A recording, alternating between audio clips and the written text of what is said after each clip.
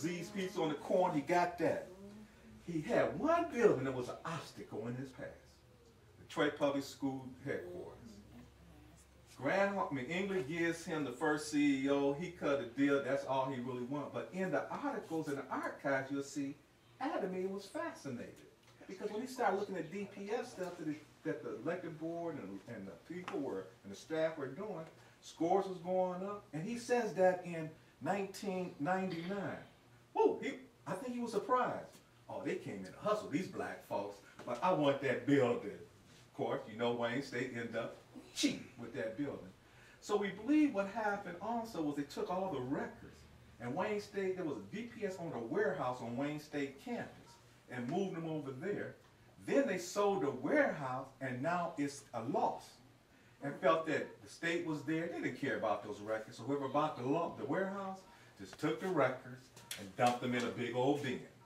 So when I got there in 08 was trying to click, because Dr. Calloway kept saying something to me, was that black folks love to have discussion without data or fact. Now we'll go data, she go data, you know. And so it made me start looking. Then she said another thing is the state, you got to go beyond that. Our kids in this international market need to be on a national level. So if you look at the information of how the NAEP was taken, you realize when No Child Left Behind, 01, because it's every odd year, 03, 05, and 07, it was never suggested our kids take national tests just to find out where they were at. Since we had to build that data again because it was discarded by the state the 7 years they had it, let's go to the national instead of the Michigan meet. But the Michigan scores kept going up on NAEP on top of it. The 10 to 12,000 students that were being lost since 1999 from the state takeover, there was a little article in the Free Press about 6 months ago. Detroit Public Schools turned their dropout rate around because it went down to about 7,000.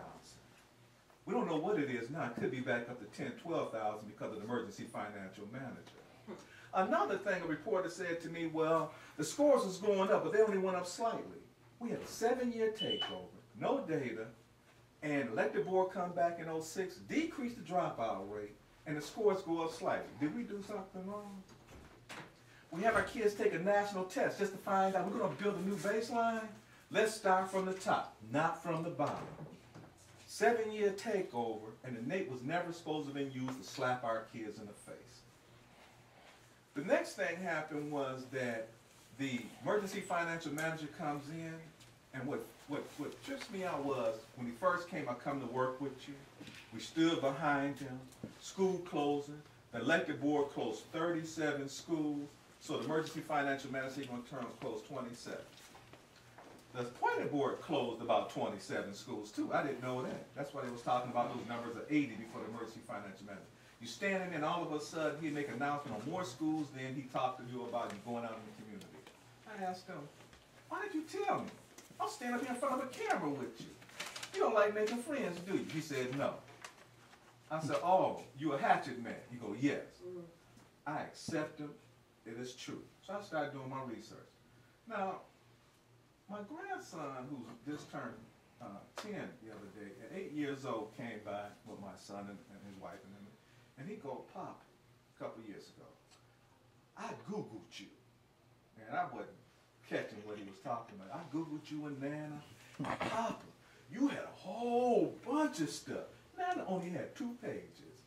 And I was like, what? So I was curious. I Googled me. I never thought about Googling me, you know.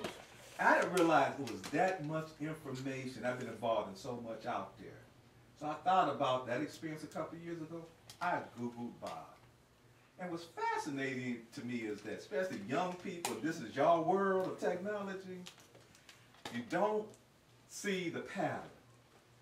A friend of mine, I raised in Delray, all Southwest still lived all my life, but 12 years of my life, first 17 years was in Delray.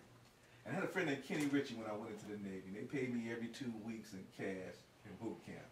And he was in Jackson prison. So I sent $10 to him every 2 weeks.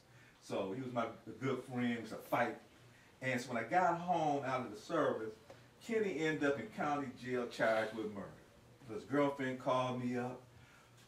please don't use my name. They call me Lil Odie and Dale because I'm the third. Lil Odie, you know, Kenny didn't kill those folks. Go down to the county and see him. Help him.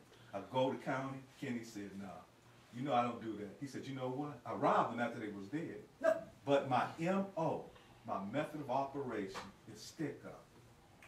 I thought about that when I Googled Bob. His method of operation, his M.O., D.C., thrown off the school board, removed from city manager, Oakland. Not only did they remove him, they stripped the legislation to have city manager in Oakland. That's why Ron Dellum don't have a city manager. They stripped that out of Jerry Brown. And Bob went downtown to Oakland and said, hey, they ain't putting me out. They asked me, you crazy? You getting out of Oakland. Santa Ana got them sued, just settled with OA, sued him in the city. And I said, well, this technology, see this MO. And another thing is, he has never pretty much ever finished the job and completed it and walked out. He's been thrown out. But this the hustle. I call it the old Dale Ray by the water sewage pimping gang. Graham Holmes, the pimpstress, and he's her bottom woman. And what happens is, I'm going to take as much money as I can, and then you're going to throw me out. But this has been the most lucrative deal I got. That's why he said to the legislators when they said, well, Wendy Baxter ruled, why is it you disobeying our order? Right. She didn't get no order. We just sent a letter out. We finally got the copy and told him what pages it's on today. Then he go, I think Tim Melton said, well, what if we stop these hearings? We don't even know why we're here. I think the governor asked us to have them. What do you want? He go, I want you to change 5 words in the Act 72, the Emergency Financial Management. What words? I don't know. I'll get back to you. So then they asked him, where's your academic plan? Well, we're going to hire the best in the country. They're going to come here and do it. Today, they still don't have a plan. So they probably do a big media thing in the very future. Well, the superintendent, Teresa Geiser, gave you an academic plan that was approved by the board. Well, we looked at it, it was too much fluff. Well, why didn't you, Ms. Bennett, go to the superintendent? So we had some suggestions. She couldn't say that, so Bob went on. So they said, well, what if we stop these hearings right now and don't, it always was about also, it's a state policy. It was in Pacific Detroit. Right? What if we stop these hearings and don't change anything? I can go back to Detroit and cut $300 to $400 million out of that budget tomorrow and balance it. I thought it was a threat.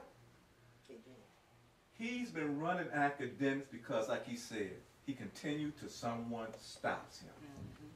And if you look on he has the internet, he has now announced he has made this deficit $75 million larger than when he got here. Right.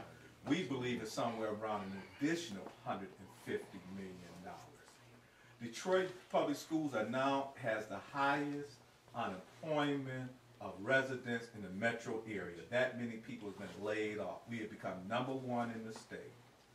We have been #1 in the state. Even former Mayor Dennis Archer said on Chuck Stokes a few months ago, when he asked him about Robert Bob, he needed to come be transparent and explain why he's sending all that money out of the state. Bob has tacked the negatives, even raised to the top. The reason why they didn't put that language in and give him Detroit public schools because he talked about our kids so bad that it offended those legislators up there back then. Another thing is when you look at that and just look at some of the slight of the history, and you can see the information how DPS was doing, and if you flip it over on the back and see the chart of Marcus Garvey, I got to meet with a consortium of universities that never sat down together, the University of Michigan, Ann Arbor, Dearborn, Wayne State, Mercy, and thought about K through 12. I told y'all deal with our young people through bridge programs in the summertime, Upward Bound Special Student Services. Barbara Bird Bennett said Detroit public schools improved their scores to meet. Right. 09 scores. I said in front of all those people at U of M Detroit Center, why is it that the state did not send that information to Teresa Geiser, the superintendent? She got caught off. Now they're talking about giving the scores next week. Why? Then she threw out the NAEP. I said the NAEP was never meant to be to slap the kids in the face, especially for a 7-year takeover from the state. That has never happened to any other district in this country that took NAEP. 7 years of a state takeover. Then she fell back. She brought a gentleman from the Ford founder here, flew to New York, because you know, on a district dollar. And he looked at me, and I started running down